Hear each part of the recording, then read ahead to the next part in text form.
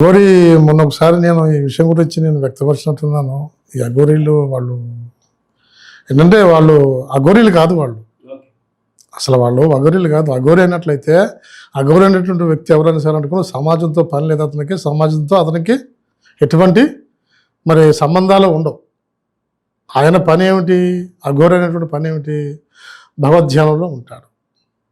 ఆ శివుణ్ణి దర్శించుకోవాలనే ఆ తాపత్రయంలో ఉంటారు. రెండు ప్రత్యక్షంగా శివుణ్ణి చూడాలని, ప్రత్యక్షంగా శివుణ్ణి ఆరాధించాలని ఇటువంటి పద్ధతి ప్రకారం వాళ్ళు ముందుకు వెళుతూ ఉంటారు.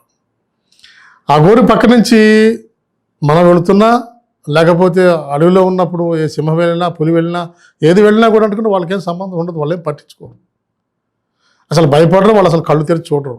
వాళ్ళు కనీసం లేదంటే భోజనం చేయరు, మళ్ళీ లేకపోతే కాఫీలు టీలు ఇట్లాంటివి తాగరు, అరటిపళ్ళు పళ్ళు పొలాలు తినరు.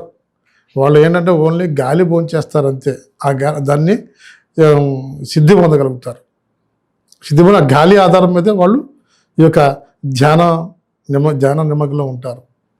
అటువంటి అఘోరీల్ని పట్టుకుని వీళ్ళెవరో వచ్చి జుట్లు వేలాడేసేసుకొని 4 మాలలో మెళ్ళ వేసేసుకుని మరి బట్టలు లేకుండా అనుకుని ఆ ఊరూరో తిరుగుతూ ఏదో శూలం చేతితో పట్టుకొని పురియలు తగిలించుకుని ఇంకా ఆవిడలాగా మరి ఏదో మన మామూలుగా అనుకున్నాం సినిమాలో చేసినట్టు ట్రిక్కులు చేసినట్టు చేస్తూ తిరుగుతూ ఉంటే అది అఘోరి అని చెప్పేసి ఆవిడని ఎలాగంటారు, అఘోరి ఎందుకంటారు?